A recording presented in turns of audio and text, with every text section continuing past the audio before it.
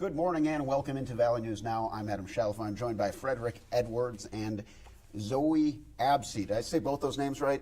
Yes. Frederick, yours was a little bit easier. Yes. Absey, I don't know if it's Absey, Absey. Yeah, so, or Zoe. Yeah. Zoe, Zoe. okay. Zoe. Yes, you got Okay, it. okay, very good. Yeah, off to a strong start then. Fantastic. Cool name though. Zoe? Yeah. You, as a friend, you guys both can call me Zoe. Oh, well, thank you very much. I don't know if you're a basketball fan. It reminds me of Alonzo Mourning. Go. No, I have no idea who that is. Good YouTube search later. Okay, I will. Awesome. Awesome. Well, thank you guys so much for joining me today. We're talking about some Martin Luther King Jr. events that were at the Fargo Theater on January 20th, and, you know, just all day celebration. I remember, Frederick, I saw you at Concordia earlier in the day, and it sounds like it was a pretty long day for you. Before we kind of jump into the events, let's just kind of get into a little bit about who you guys are and what you help organize. Zoe, go ahead and take it away. Get started. Yeah, I serve on the Human Rights Commission for the city of Fargo, and part of being on the Human Rights Commission is we help support that Martin Luther King Jr. Day celebration. So I was the liaison between the planning committee for the event and the Human Rights Award ceremony with the HRC.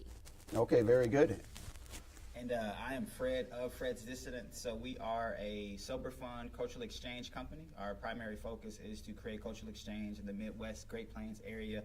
And so we were luckily hired by the city of Fargo 4 years ago to curate an event, and we've been curating small or larger scale events for them ever since. But it's been a good partnership, good collaboration, and work with change makers. Very good. And tell me a little bit about how you guys came up with the name. It's a unique name, Fred's Dissonance. Yeah, so I went to school at NDSU. I got a bachelor's in psychology, and in psychology class, you hear about the word cognitive dissonance, where these two attitudes and behaviors don't align. And so for me, I got hit by a drunk driver, and I wanted a place where people can connect, have fun, and in North Dakota, it didn't seem like you could do that without a beer in your hand. And so we did sober, fun, cultural events for about 3 years, and then it got to a point where people were like, you should make these for the entire city or for the entire community to experience. And so we've been traveling, doing events for a little while now. Well, that sounds absolutely fantastic. Cool to hear some of that background. Now, we had MLK Day celebrations really all day, Fargo and Moorhead. What role did you guys each play in those? I'll let you take it away first. All right. So at Concordia, I was just a panel speaker, but we happen to have like a triangular community conversation between Concordia College, Moorhead State University, Moorhead, and NDSU, where we have conversations about what we're doing in the community, so then we don't impact each other. And so what we do is we all talk about the times that we'll do events, so that they can all coincide from one another. And so from that keynote that you saw me at, to the keynote that was after that, to our event, all of those things made sure that they were planned kind of consecutively. And so we do like really cool just conversations about the impact that we want to have in the Fargo Moorhead area. Very good. And here's some video from that event, and iconic Fargo Theater there. So what a cool venue, and you're looking great. Yeah, always. Wow, wow, the bow tie there. He knows how to tie it. I don't. I got ties down. I don't have the bow ties down. Now, are you an Oakland A's fan? I am a whatever color matches my outfit fan. Okay, okay, very cool. I mean, I have a Vancouver Grizzlies jersey. I've never been to Vancouver, so I can relate there. Yeah, how much fun was this? It looks like it was a lot of energy, a lot of good vibes going on here. Yeah. I mean, to spend the evening with that much passion and the voices and the power behind each group was just you left feeling, it was a really cold night, so you left feeling really warm and inspired and ready to take on the new year. Absolutely. I think about the people that were in the audience, right? We had the chief of police there, the deputy mayor there, people's families and friends, and so you have this wide range of people coming together to showcase and really just like validate these young people. You see that young man on the screen as a middle schooler, like he's 13 years old. Yeah. So these are people who are doing things I couldn't imagine doing at 13. No, oh my goodness, yeah, just so well spoken, and their messages were just very powerful.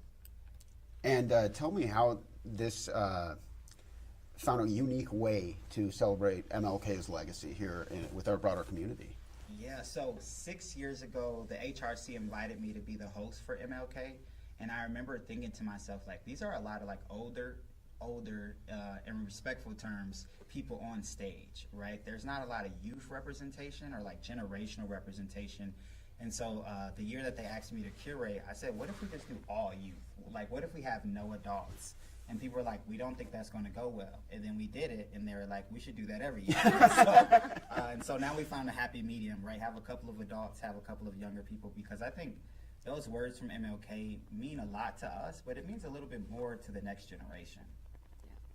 Very good. And what kind of inspired you to take that on? And how do you help just carry out not just the words, but what's behind the words, and help to spread that message to the area, in particular the youth? Well, I feel like, when we talk about impacts of Martin Luther King, I think the Human Rights Commission, like that's a lot of their focus, right? It's like raising people up, making sure that people not only have a voice, but they have a sense of belonging in this area, in a place, in a space where we have a lot of jobs, but not necessarily a lot of people to take those jobs. I think one way to get people to take those jobs is for them to see themselves in the communities in which they're a part of. And so the reason why this event was so important for us is because you get to see parts of Fargo that most people might not get to see, right? You get to see a myriad of different people who are expressing their desire to see a greater and more amazing local area. And you love to see what can happen when people kind of all buy into that, things like that. Zoe, I understand Human Rights Awards as well. Tell us about that. Yeah, so the Human Rights Awards have been given out for the last 23 years. So it started in 2002. And through this process, we usually nominate a business or an organization who is doing great work, making a huge impact on the community, along with youth and adults.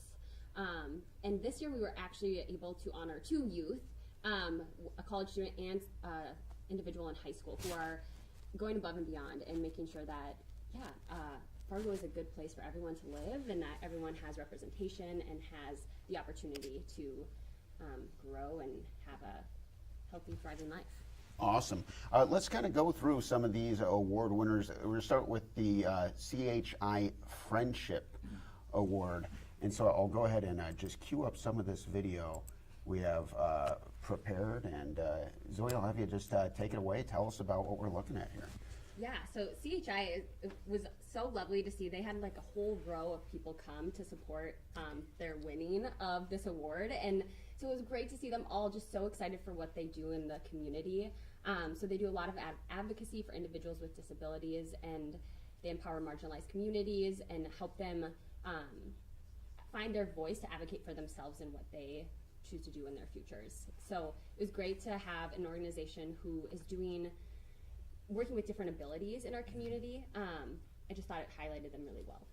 And in your opinion, what did they do to really, truly distinguish themselves among the rest of the pack to ultimately deserve the award? You know, I think there's just so many. We had over almost 20 applications total, and which was amazing. And thanks to the city for helping us get the word out about submitting an application. But they have their own human rights committee for CHI Friendship, so they really value human rights and making sure that people there are represented in their decisions that they make and the programs that they do, which really aligns with the Human Rights Commission and what we are trying to do in the community. Absolutely. Excellent. All right, next on our video here we have Lex Francis. So I'm going to go ahead and get to the portion. Here we go. All right, tell us about Lex Francis.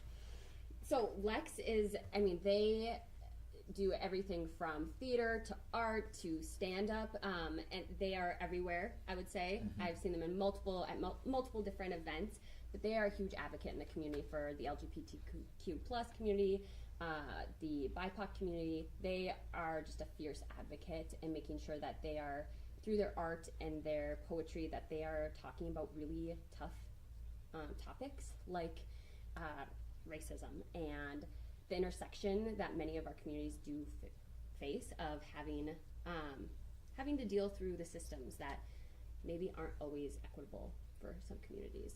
One thing I appreciate about Lex as well is that they talk about being a mixed blended community member, right? Being like Black and Indigenous, and so like the ands kept going, and so they were actually on the panel with me for the Concordia event, and they talked a little bit about the advocacy work, working at YouthWorks North Dakota, where they help youth that are in those marginalized communities make sure that they have a place and a space to do that work and showcase some of that artwork that they do as well.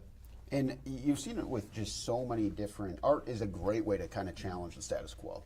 It's a great way for people to not just get their message out there, but stimulate thought.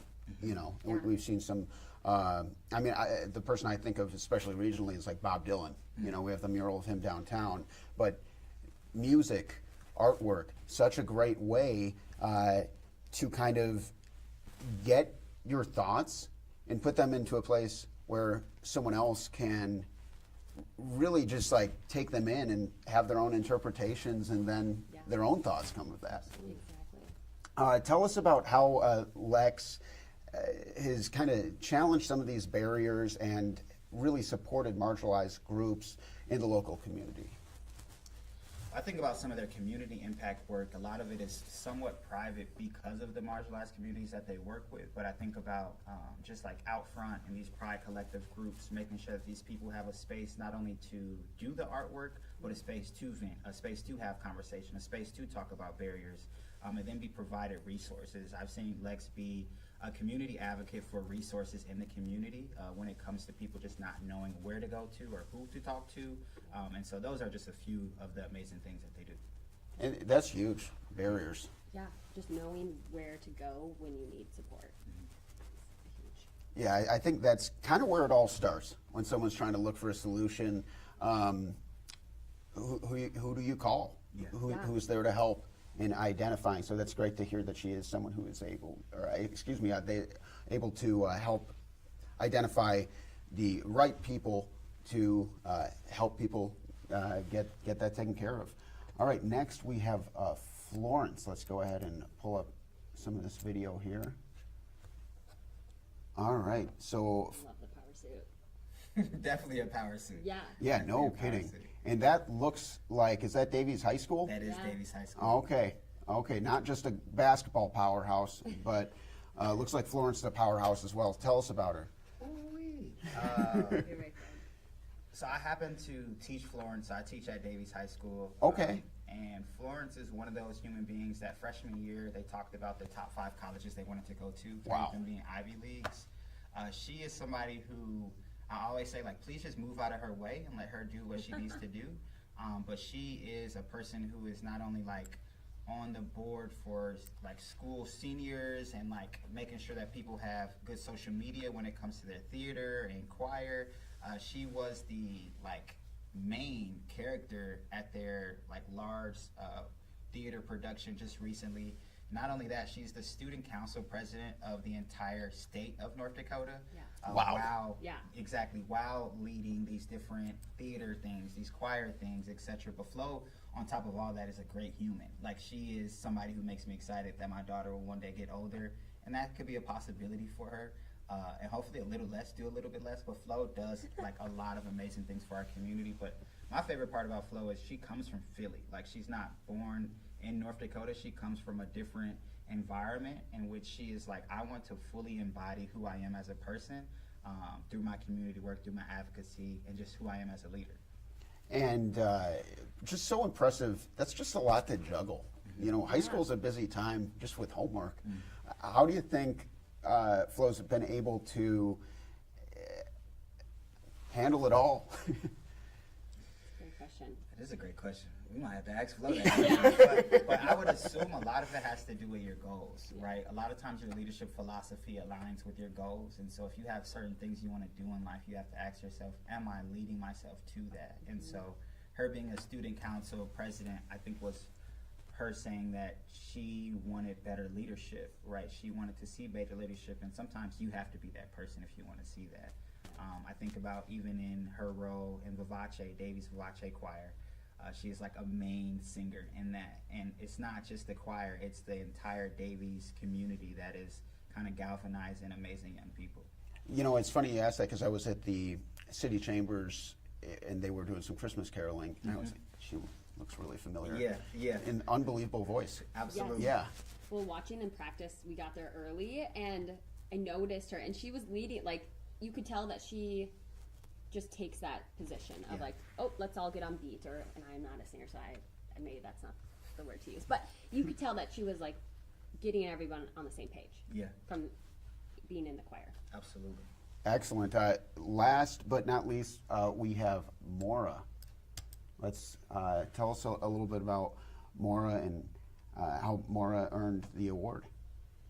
So we had so many youth applications that were doing wonderful work, and I think Maura is a college student. They're really involved with local organizations such as the Indigenous Association, and really taking her skill set of social media and being a photographer to capture what these organizations are doing in the community and highlighting the work that's being done, which I think is so impactful to have people with these skill sets to then help organizations lift up their work, because similar to poetry and art, but photography and capturing moments is so powerful. And so we were like, oh, college, high school, they're both so wonderful. Let's honor both of them because they're both doing great things within the community. Absolutely, and it kind of leads us to our final topic here, looking to the future.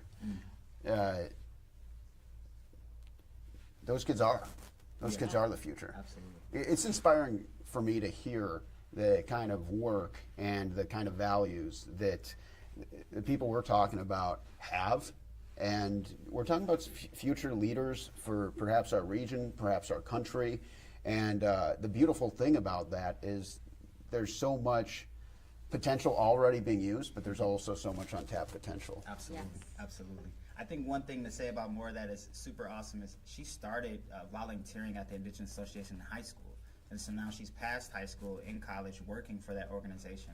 And that kind of just shows, like, not just pull people up, but pull them up and give them opportunity. So I was happy that y'all Yeah. picked 2 people.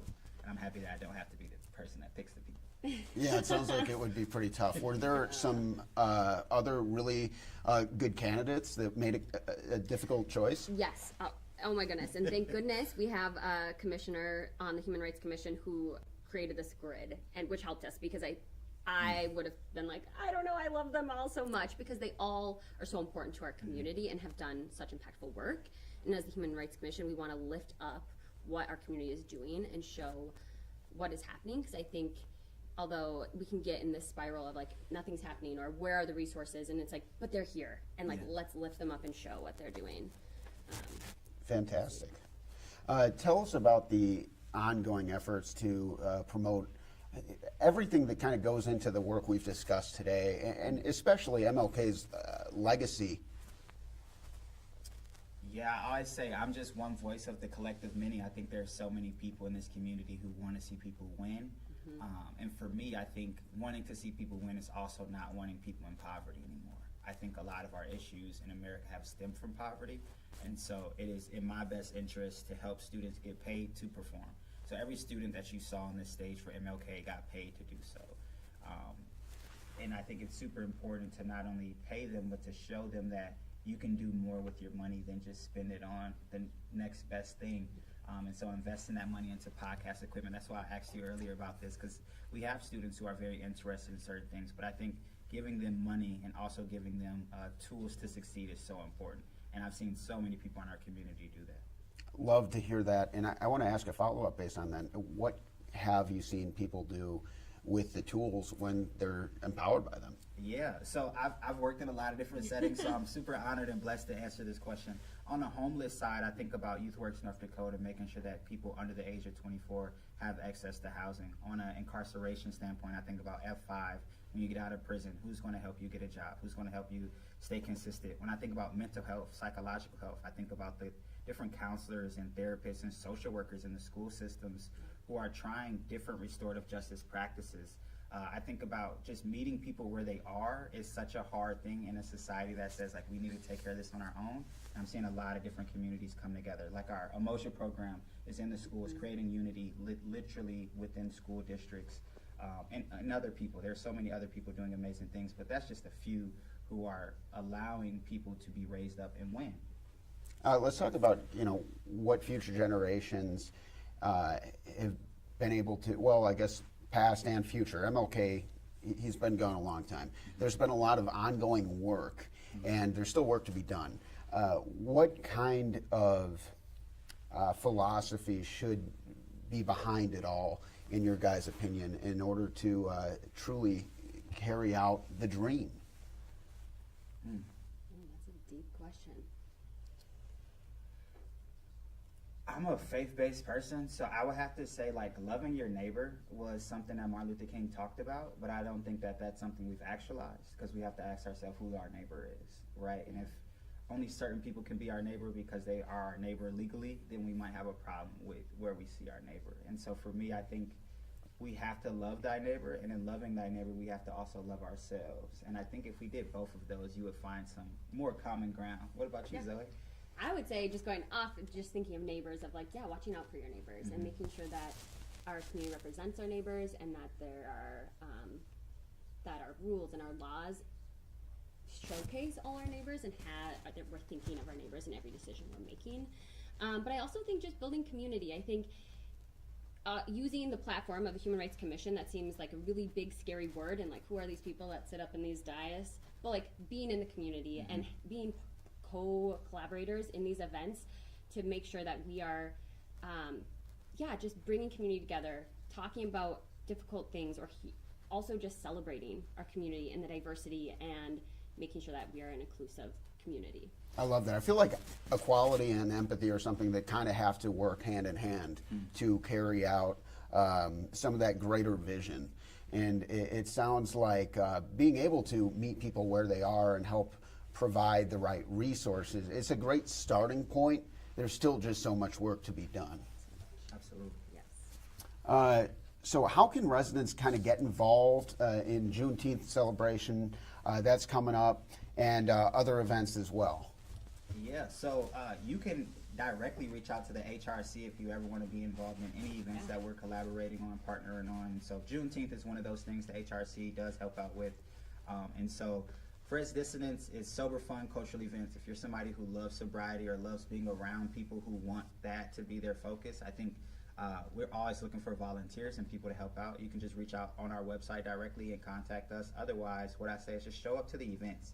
We'll have an event in Moorhead on Juneteenth, on June 19th, and we'll have an event in Fargo on June 21st, which would be that Saturday. So there'll be a lot of things happening where people can get involved. And say you're watching this from Bismarck, we'll have an event in Bismarck this year as well. So Fantastic. Well, I'd love to circle back with both of you guys as things kind of get closer. Yeah, fantastic quick stuff. question for you, Zoe. Oh, yeah. So the HRC, right? You said there are these people in these different areas. Can people apply to be a part of the HRC? Can Yes. they volunteer? Yeah, thank you. So yes, you can apply online at the City of Fargo to be a commissioner. There's a couple questions you fill out, but anyone, a City of Fargo resident, we would love to have you on the board, because every perspective is good to have when we're talking about different policies or different things happening in the community. I also would suggest the third Thursday of each month at noon, we have our meetings. They are broadcasted, but we also really want the community to be involved. And so come with public comment. If you have a grievance or you want to share about something you're doing in the community, this is a place to highlight it, because it's recorded and it's shared out. And so I would say apply to be on a commission for the City of Fargo, whether it's Human Rights Commission or the Sustainability and Resilience Committee.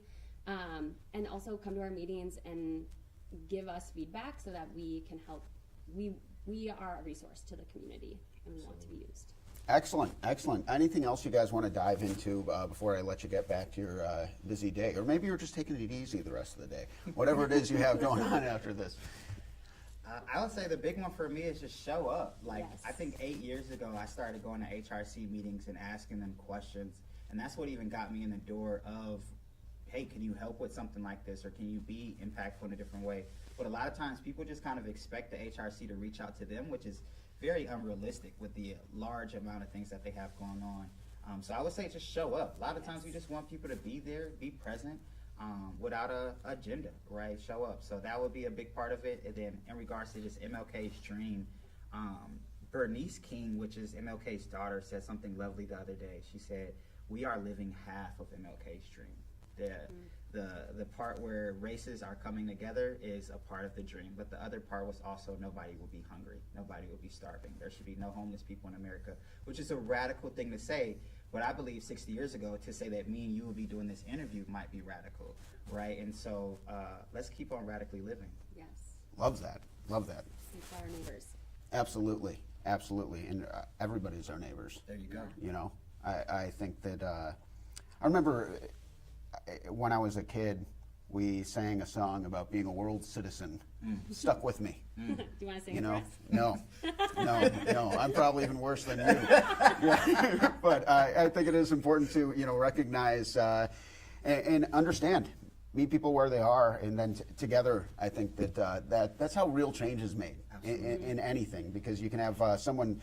It changes inside, but the external change happens when communication happens, when we begin to work together. So thank you guys both so much for fighting the good fight. You know, this is fun stuff to talk about. There's so much serious news we talk about that, I just did a live stream on a disaster that happened, and that's important news.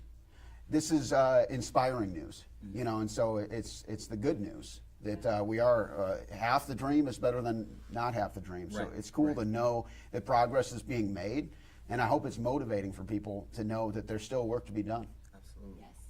Awesome. Thank you guys so much, and thank you all for tuning in on Valley News Now. We'll see you next time. Have a great day.